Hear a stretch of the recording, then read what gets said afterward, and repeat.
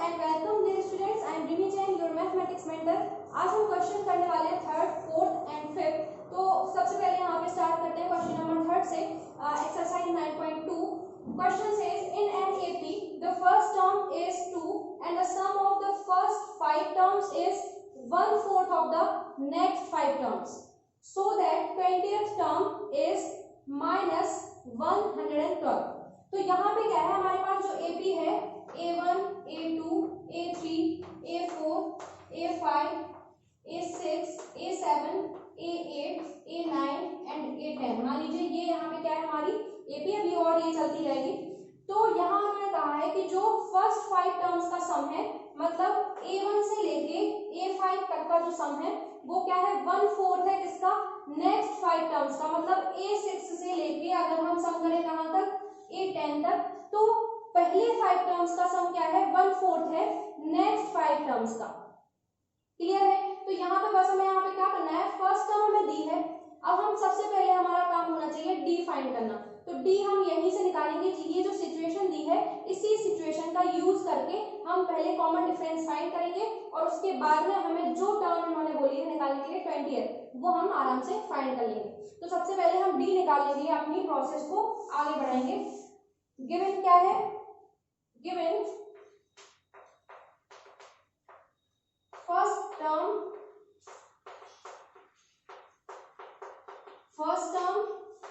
of the AP, that is A, ये कितना है 2। क्लियर है? अब हम यहाँ पे let common difference of the AP be D।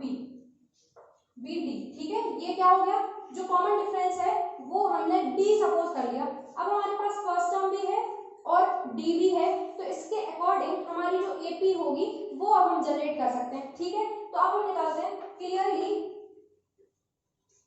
Some of first 5 terms of the AP।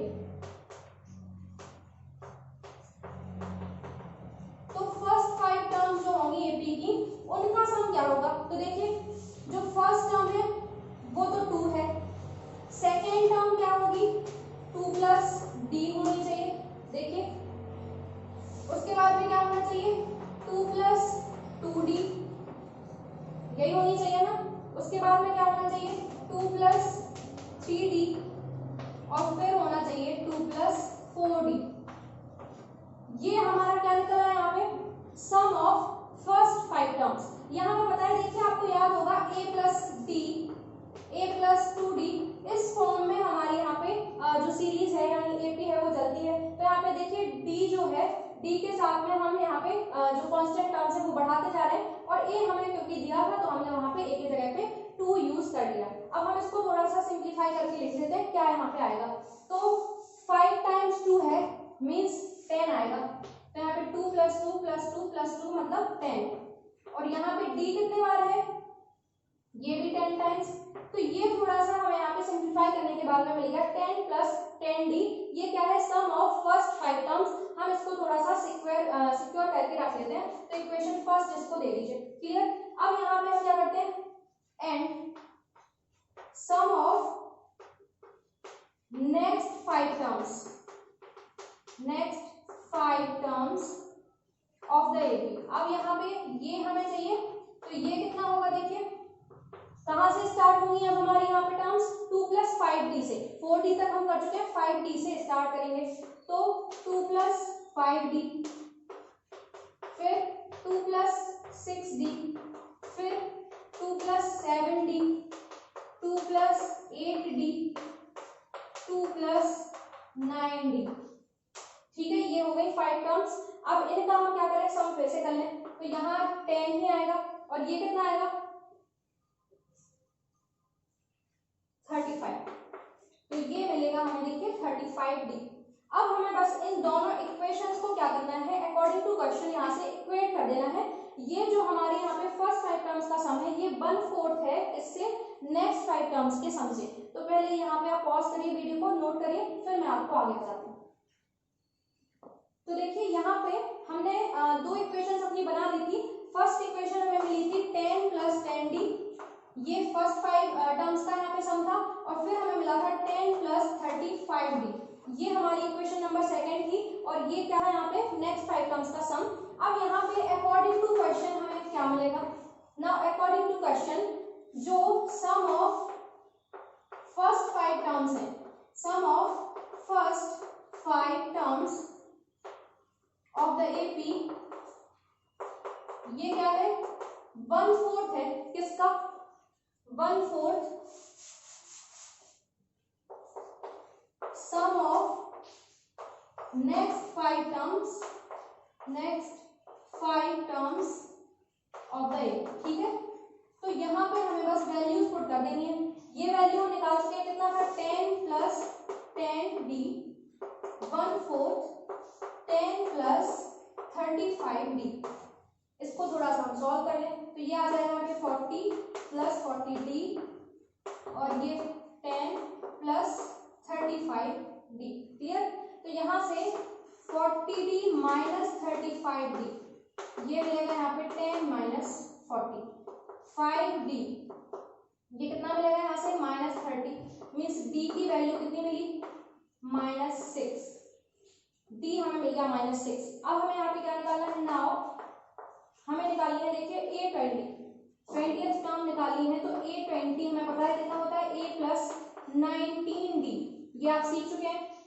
a कितना है 2 है, 19 d की वैल्यू कितनी है -6, तो यहां से कितना आ जाएगा हमारे पास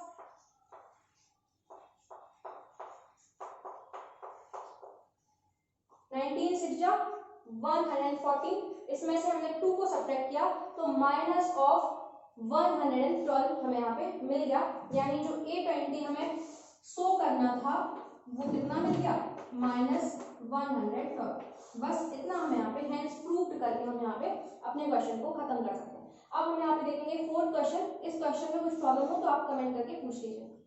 देखिए फोर्थ क्वेश्चन क्या कहता है, how many terms of the AP -6 -11/2 -5, ये हमें एपी दी है, इसकी कितनी टर्म्स का जो सम है वो -25 होगा। मतलब हमें नंबर ऑफ टर्म्स पता करनी है कि कितनी टर्म्स को अगर हम ऐड कर दें तो हमें -25 मिलने लगेगा। तो हम क्या करेंगे, यहाँ पे सपोज कर लेंगे कि n टर्म्स अगर इस एपी की हमने ली और उनको ऐड कर दिया तो हमें -25 मिलेगा। मतलब हम यहाँ पे सम ऑफ n टर्म्स करके इस इक्वेशन को सॉल्व करेंगे। तो सबसे पहले हमें गिवन क्या है, गिवन एपी, ये क्या है -6 -11/2 एंड -5 एंड सो ऑन, ये एपी क्या है इनफाइनाइट एपी ऐसे चल रही, ठीक है। अब यहाँ पे हियर ए क्या होगा, फर्स्ट टर्म क्या है -6 और कॉमन डिफरेंस डी हम निकाल सकते हैं, कैसे निकालेंगे, सेकेंड टर्म में से फर्स्ट टर्म को सब्ट्रैक्ट कर दीजिए तो कितना आएगा -11/2 + 6 मीन्स 12 + 12/2, यानी ये कितना आएगा हाफ। सो यहाँ पे d हमें मिल गया 1/2 और a हमें दिख रहा है -6। अब यहाँ हमें क्या करना है, हमें पता लगाना है, नाउ लेट यहाँ पे n टर्म्स का जो सम है वो हम सपोज कर लेते हैं कितना है -25, sum of n terms of the AP is -25, ठीक है। हमने क्या ले लिया कि n टर्म्स का सम जो है वो -25 है, सो वी गेट Sn। अब देखिए Sn तो हम जानते हैं क्या होता है formula, sum of n terms, ये होता है n/2 2a + n-1 × d। अब यहाँ पे देखिए जितने भी वेरिएबल्स हैं हमें सब पता है, सिर्फ n हमें नहीं पता, तो हम क्या करेंगे n को छोड़ के सारी वैल्यूज पुट कर देंगे। a की वैल्यू है -6 और d कितना है हमारा हाफ, इसको सॉल्व करेंगे तो n/2 यहाँ से आएगा -12 और यहाँ पे इसकी वैल्यू Sn, अब हम बोल चुके हैं कि जो n टर्म्स का सम है वो कितना है -25, तो यहाँ पे भी हम क्या करेंगे -25 वैल्यू को पुट कर देंगे, क्लियर। तो यहाँ आ जाएगा कितना plus n by 2 minus half. ये 2 का क्रॉस मल्टीप्लाई यहाँ पे हम कर सकते हैं, तो कर दीजिए। यहाँ पे आएगा -50 और यहाँ पे n -12 plus n by 2 minus half. Clear? इसको थोड़ा सा सॉल्व करेंगे तो क्या आएगा यहाँ पे -50, एलसीएम लेके हम सॉल्व कर सकते हैं, तो यहाँ आएगा -24 प्लस n -1/2। फिर से हम 2 का क्रॉस मल्टीप्लाई कर सकते हैं, तो ये आएगा -100 और ये आ जाएगा कितना n -25 प्लस n। फिर से हम n का यहाँ पे मल्टीप्लाई कर देते हैं, तो -25n और प्लस का ये आ जाएगा n²। ठीक है, ये हमें मिलेगी यहाँ से क्या है, क्वाड्रेटिक इक्वेशन यहाँ पे जनरेट हो गई। अब हम इसको क्या कर सकते हैं, सिंप्लीफाई कर सकते हैं। ठीक है, तो यहाँ हमें कैसे मिलेगा, देखिए इसको अगर हम फैक्टराइज करेंगे तो यहाँ पे 20n और 5n।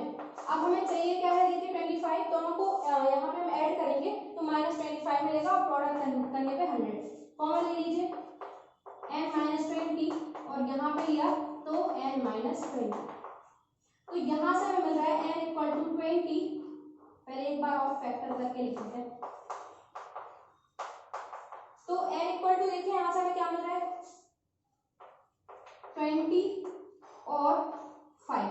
जब हम एक फैक्टर को लेंगे तो 20 मिलेगा और दूसरे फैक्टर को लेंगे तो हमें क्या मिलेगा 5। अब यहाँ पे हमारे दो आंसर्स हैं, अगर हम क्या करेंगे अपने जो हमारे 20 टर्म्स है उनका सम करेंगे तो भी हमें यहाँ पे सम कितना मिलेगा -25, और अगर हम सिर्फ 5 टर्म्स का सम करें तो भी हमें यहाँ पे क्या मिलेगा कितना -25।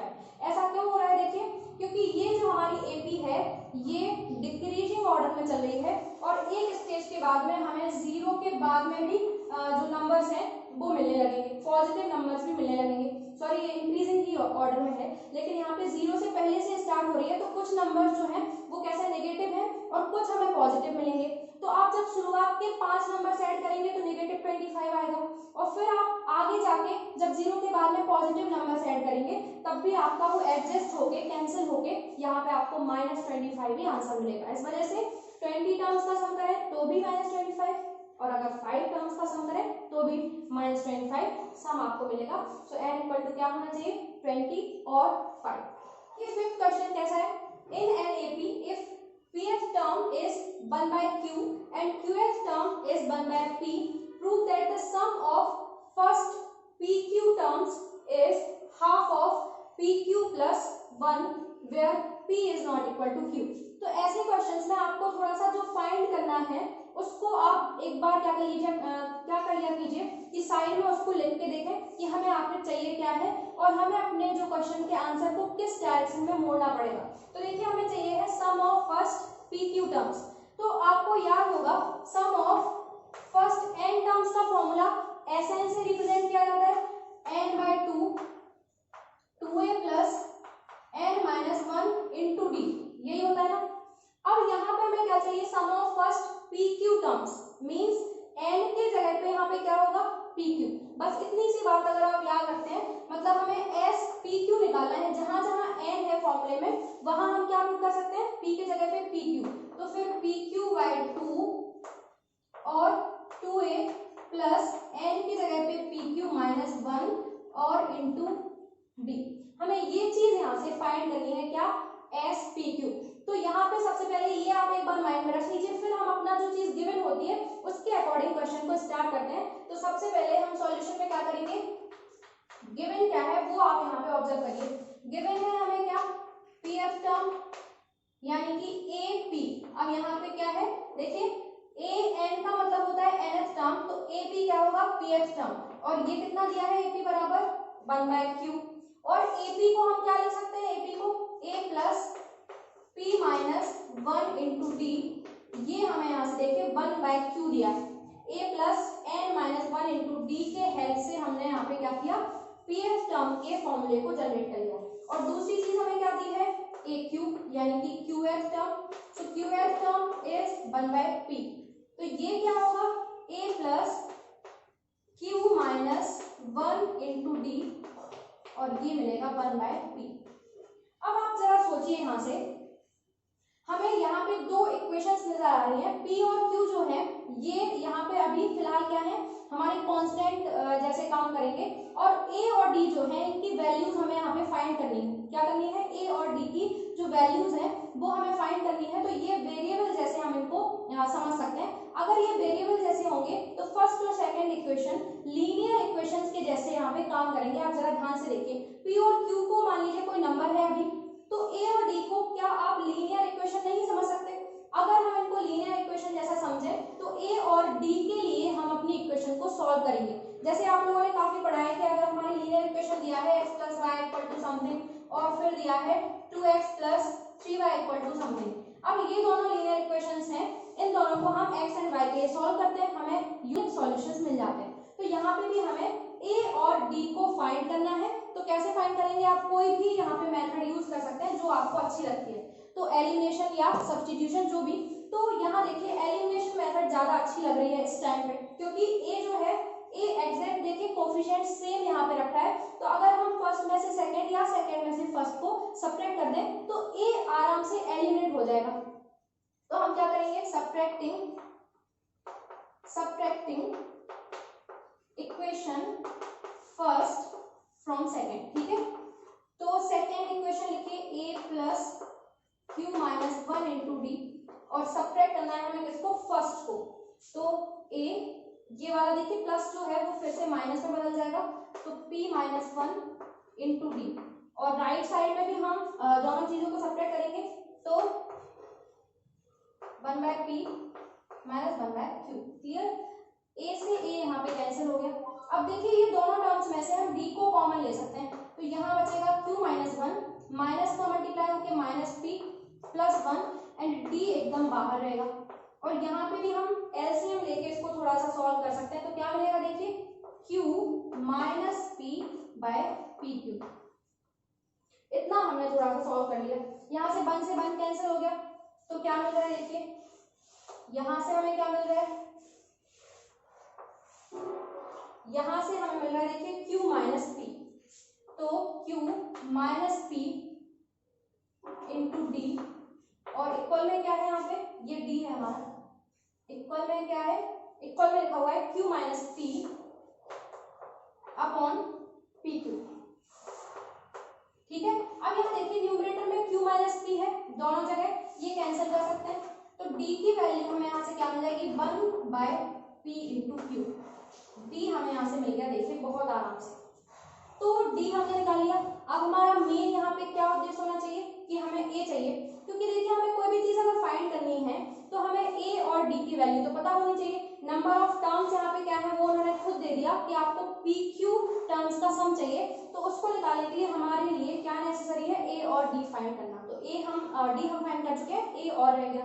D की वैल्यू किसी भी इक्वेशन फर्स्ट या सेकेंड में पुट कर दीजिए।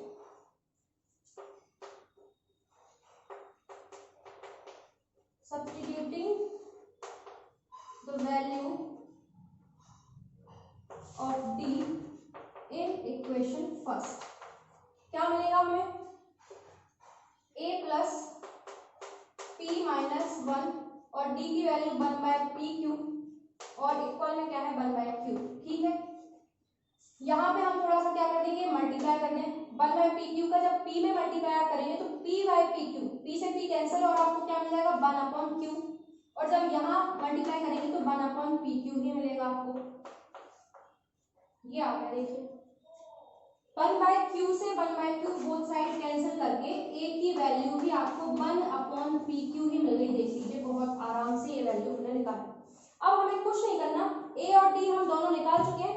अब हमें जो चाहिए था SPQ, उसमें हम A और D दोनों यहाँ पे पुट कर देंगे। तो please pause the video and note it down. तो देखिए अब बस काम रह गया है क्या? PQ टर्म्स का सम। सो नाउ SPQ आप निकालिए। हम ये फॉर्मूला देखिए वहां पे लिख चुके हैं, पहले ही मैंने आपको बता दिया था। तो ये क्या होगा? n/2, सो PQ/2 2A + PQ - 1 × D। अब बस A और D की वैल्यूज पुट करना रह गया अपने पास। तो PQ/2 2A की वैल्यू है देखिए फिर से 1/PQ, मतलब यहाँ पे कितना आ जाएगा? 2 × 1/PQ + PQ - 1, और D की वैल्यू भी 1/PQ। यहाँ से मल्टीप्लिकेशन आप कर दीजिए, तो पी क्यू अपॉन 2 और ये 2 अपॉन पी क्यू, या मल्टीप्लाई आप करेंगे तो P Q upon P Q आएगा माइनस 1 अपॉन पी क्यू। तो यहाँ से तो देखिए 1 मिल गया आपको। अब जरा ध्यान से देखिए, यहाँ पे 2 टाइम्स 1 अपॉन पी क्यू है और यहाँ पे 1 टाइम्स 1 अपॉन पी क्यू। तो यहाँ पे जब दोनों को सॉल्व करेंगे तो क्या आ जाएगा, ये आ जाएगा 1 अपॉन पी क्यू, यानी 1 time 1 upon P Q. LCM लेके भी आप सॉल्व कर सकते हैं, आपको जैसा अच्छा लगे। तो ये आ जाएगा देखिए पी क्यू अपॉन 2, और इसको लिख सकते हैं 1 plus P Q upon P Q. ठीक है, ये कैंसिल होके आपका जो फाइनल आंसर है वो आ गया 1/2 half of 1 plus P Q, यानी एस पी क्यू आपने क्या निकाल लिया, half of 1 plus P Q, यानी आप कह सकते हैं कि sum of first P Q terms is half of 1 plus P Q. और इस तरीके से हम इस क्वेश्चन को क्या कर सकते हैं, सॉल्व कर सकते हैं। हैंस प्रूव्ड आप यहाँ पे लिखें, हैंस प्रूव्ड। तो इस तरह से हमने देखा कि कैसे हम इस तरीके के क्वेश्चन को सॉल्व कर सकते हैं। जब भी हमें कोई पर्टिकुलर सम या कोई टर्म निकालने के लिए बोला जाए तो हमारा मेन काम होना चाहिए इक्वेशंस को सॉल्व करके ए और डी को फाइंड करना। ठीक है, जैसे ही ए और डी मिलते हैं फिर हमारा काम बहुत आसान हो जाता है। मिलते हैं नेक्स्ट वीडियो में, बने रहिए मेरे साथ। Thank you for watching.